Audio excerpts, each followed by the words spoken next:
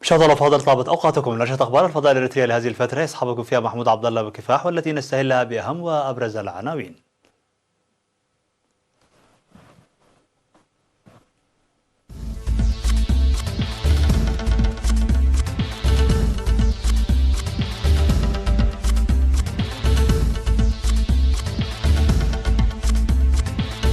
رئيس الوزراء الأثيوبي الدكتور أبي أحمد يزور إريتريا. سمينار في عصب عن تأسيس ساوا والخدمة الوطنية. إزالة مادة بوزن 15 كيلوغرام من رحم امرأة. منظمة الصحة العالمية تعلن حالة الطوارئ بسبب تفشي مرض الإيبولا. أمريكا تستبعد تركيا من برنامج F-35. سقوط قتلى وجرحى في حريق باليابان.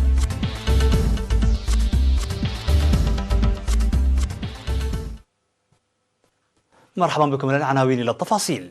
وصل صباح اليوم إلى العاصمة أسمرا رئيس وزراء جمهورية أثيوبيا الفيدرالية الديمقراطية الدكتور أبي أحمد في زيارة عمل رسمية للبلاد تستغرق يومان. وكان في استقباله الرسمي لدى وصوله مطار أسمرا الدولي فخامة الرئيس السياس أفورقي. كما حضر مراسم الاستقبال مستشار فخامة الرئيس السياس أفورقي السيد يماني جبرآب، وسفير جمهورية أثيوبيا الفيدرالية الديمقراطية في إريتريا السيد رضوان حسين. وبحث فخامة الرئيس السياس أفورقي ورئيس الوزراء الدكتور أبي أحمد في الجلسة الصباحية التي عقدت بقاعة هاجر تطور العلاقات والتعاون الثنائي بين البلدين، وكذلك القضايا الإقليمية ذات الاهتمام المشترك وتطوراتها وغيرها من الموضوعات. وفي لقائه بوكالة إيرينا بخصوص اللقاء، أشار مستشار رئيس السيد يماني جبرآب إلى أن الزعيمان أكدا في اللقاء الثاني الذي أجرياه بأسمرا بعد مضي عام على اتفاق السلام والصداقة التاريخي على العمل الجاد لإنجاح الاتفاق، إيمانا بأهمية السلام لتطور وازدهار البلدين وشعبيهما وكذا استقرار المنطقة، ومواصلة روح السلام والصداقة التي بدأت عقب الاتفاق، وتحقيق الرغبة القوية للشعبين وتطويره وتعزيزه والدفع بتوسيعه ليشمل منطقة القرن الإفريقي كافة. من جانبه أشار وزير مالية أثيوبيا السيد أحمد شدي إلى توقيع الحكومتين اتفاق سلام فتح صفحة جديدة في شرق أفريقيا وترك انطباعا جيدا وإعجابا على المستوى العالمي، وارتكز على رغبة الشعبين في السلام، موضحا التوصل إلى تفاهم للدفع بالاتفاق في المجالات الدبلوماسية والمواصلات والاتصالات والأنشطة التنموية والاقتصادية، ومواصلة الأعمال التي بدأت خاصة في تطوير الموانئ وخطوط النقل البري. كما تجول الزعيمان سيرا على الأقدام برفقة عدد من المسؤولين بالدولتين في أهم شوارع العاصمة أسمرا، ووصلا إلى منزل فخامة الرئيس السياس أفورقي. كما أقيمت على شرفهما في منطقة سيدي الشيم جلسة لتناول القهوة، وتناولا أيضا ثمار التين الشوكي البلس. وتفقد الزعيمان المحاضرات الموجودة شرق سيديشي، وقدم الرئيس السياس أفورقي لرئيس الوزراء أبي أحمد توضيحا حول المزايا الاجتماعية والاقتصادية والسياحية للمنطقة. والتقيا في المنطقة بالمزارعين العاملين في الأنشطة الزراعية كحماية التربة وحفظ المياه، وتفقدا أعمال بناء الجسور لتوسيع طريق نفاسي دقم حري. هذا ويرافق رئيس الوزراء الدكتور أبي أحمد في زيارته وزير المالية السيد أحمد شدة، ومدير مكتب رئيس الوزراء الدكتور شوميتي جزاون، والمدير التنفيذي للخطوط الجوية الأثيوبية السيد تولي جبر مريم. يذكر بأن إريتريا وأثيوبيا قد وقعتا في 9 يوليو لعام 2018 اتفاقا للسلام والتعاون، والذي ضم 5 أعمدة.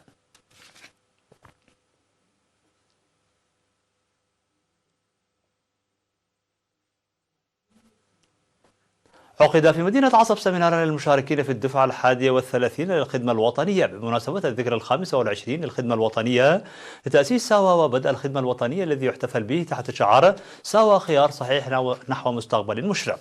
وقدم في السمينار المنعقد بعنوان الخدمة الوطنية لبناء الوطن وحمايته توضيحا حول أهداف الخدمة الوطنية وتجاربها وفوائدها، وكذلك الخدمة الوطنية في المرحلة الجديدة. وذكر بأن الخدمة الوطنية التي نص عليها المرسوم رقم 82 للعام 1994 هدفت إلى ضمان إقامة قوى وطنية مرتكزة على الشعب، وضمان وجود إريتريا المستقلة ذات السيادة والحفاظ على قيم الثورة الإريترية، وتنشئة مواطنين محبين للعمل وبناء الأجيال بالانضباط وتنمية الوحدة الوطنية وضمان المشاركة الجماعية. وأوضح المشرفون على السمينار بأن الشباب الإريتري ومن خلال الخدمة الوطنية ورث قيم وبطولات الأجيال السابقة، وصنع تاريخا مجيدا في الدفاع عن سيادة وطنه وتمهيد الأرضية للتطور والازدهار. وذكروا بأن الخدمة الوطنية إلى جانب ترسيخ الوعي وسعة التفكير في الشباب كانت قرارا صحيحا لجعل الشباب مكدين ومجتهدين وقادرين للإسراع بالتنمية والازدهار. وأكد المشاركون في السمينار بأن مسيرة 25 عاما الخدمة الوطنية والنمو والتطور الذي أحدثته في البلاد تعتبر مثال فخر واعتزاز.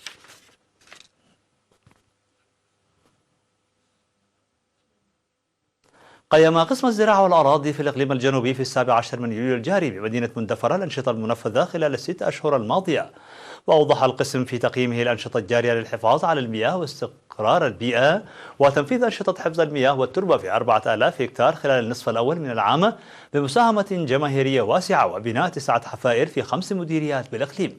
وقال المدير العام للقسم السيد يماني أباي في التوضيح الذي أدى به أن 1889 مزارع من مديريتين شاركوا في زراعة بذور القمح المحسنة في 443 هكتارا، إلا أن أنشطة تربية وتسمين أبقار الحليب باتت تنخفض نتيجة لعدم وجود العلف والغذاء الحيواني. وأضاف السيد يماني بأنه قد تم إنشاء مدارس في 131 من إدارات الضواحي لتبادل الأفكار والتجارب فيما بينهم. وقد أثبتت هذه المدارس جدارتها مما سيتم مواصلتها في الضواحي المتبقية.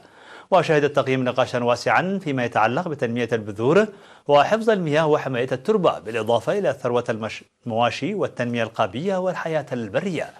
وفي الكلمة التي ألقاها وزير الزراعة السيد الرفاين برهي ذكر فيها بأن معالجة أوجه القصور لن ترتكز على الإدارة الرشيدة فقط، وإنما تتطلب البحث عن آليات الحلول بطرق علمية والعمل الجيد لدراسة انتشار المصادر المائية، داعيا لتنفيذ برامج التطعيم بفعالية للسيطرة على الأمراض المنتقلة من الحيوان إلى الإنسان.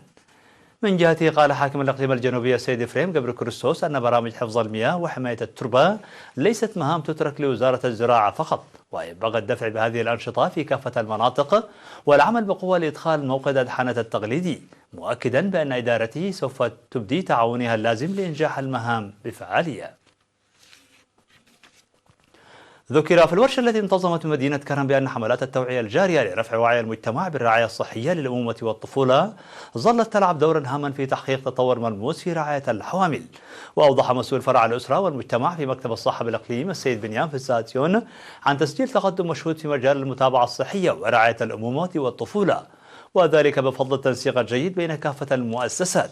وأشار السيد بنيام إلى انخفاض نسبة الوفيات أثناء الولادة بفضل زيادة المتابعة المنتظمة للحوامل بالمؤسسات الصحية في الإقليم.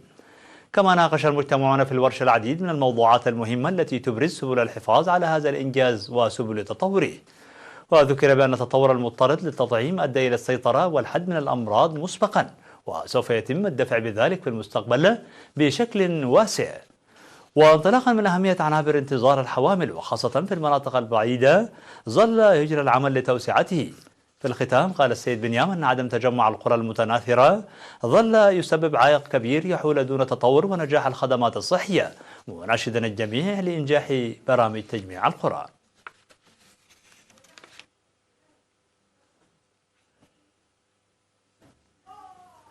أزال مستشفى أوروتا للتوليد في عملية جراحية جرت خلال 18 من يوليو مادة من رحم امرأة بلغ وزنها 15 كيلوغراما.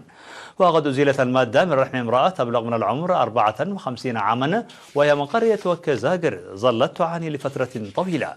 وقال الدكتور داويد ستيفانوس أخصائي النساء والولادة بمستشفى أوروتا للولادة أن مثل هذه الظاهرة موجودة في البلاد، غير أن وجود مادة بهذا الوزن يعتبر الأول من نوعه. وأوضح أن تواجد مثل هذه المواد في الرحم يمكن أن يحدث لأي امرأة، لكن التشخيص السريع يساعد في إزالة هذه المواد بالأدوية ومن ثم الجراحة، داعيا الأمهات لإجراء الفحوصات المستمرة. وقال أن هذه الظاهرة تحدث للنساء القاطنات في المناطق البعيدة، ولعدم مسارعة الأمهات بالذهاب سريعا للمستشفى فإن المرض يتفاقم، داعيا المرأة الذهاب مرة واحدة على الأقل في العام لإجراء الفحوصات الطبية.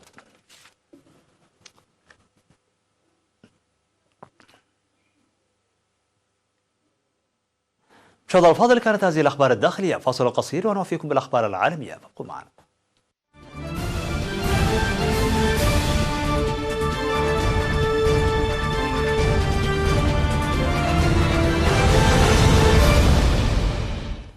مرحبا بكم. على الصعيد العالمي، دقت منظمة الصحة العالمية ناقوس الخطر وأعلنت حالة طوارئ صحية تثير قلقا دوليا، ونادرا ما يحدث هذا الإجراء الذي يقتصر على انتشار أخطر أنواع الأوبئة، وهذه هي المرة الخامسة في تاريخ المنظمة التي يتم فيها هذا الإعلان.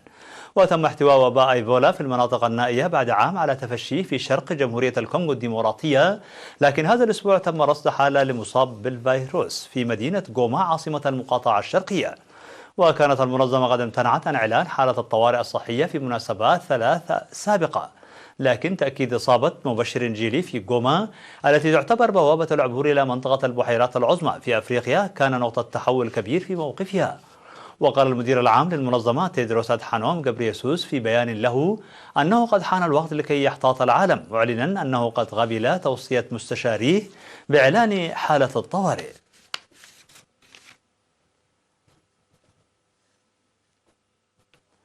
قال البيت الأبيض أن قرار تركيا شراء نظام الدفاع الصاروخي S-400 من روسيا يجعل من المستحيل استمرار مشاركتها في برنامج المقاتلة F-35. وفي تصريح موازن قالت وزارة الدفاع الأمريكية أنها بدأت إجراءات استبعاد تركيا رسميا من مشروع المقاتلة F-35. وتابع البيت الأبيض في بيان: الطائرة F-35 لا يمكن أن تتعايش مع منصة روسية لجمع معلومات المخابرات. وكانت موسكو قد بدأت بتسليم روسيا عتادا من منظومة S-400 خلال الأسبوع الماضي رغم تحذيرات البنتاغون بطرد أنقرة من مشروع F-35 في حال إقدامها على الصفقة. ويتخوف البيت الأبيض من أن نشر طائرات من هذا النوع على الأراضي التركية سيسمح لروسيا بجمع معلومات عن نظم عسكرية فائقة السرية في الطائرة، أبرزها تكنولوجيا التخفي عن الرادارات.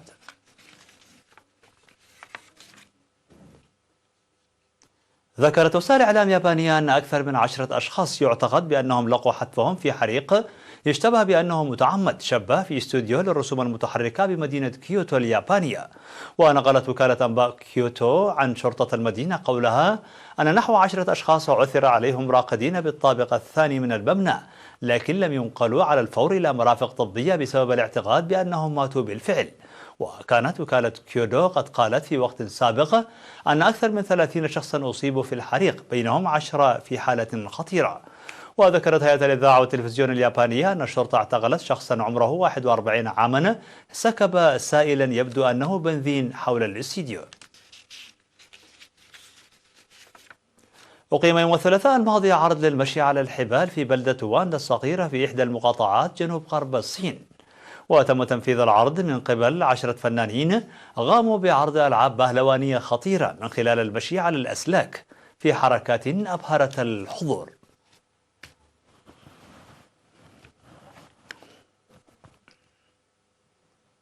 مشاهدينا الأفاضل، بهذا نكون قد وصلنا بكم إلى نهاية النشرة. شكرا على حسن المتابعة، دمتم بألف خير.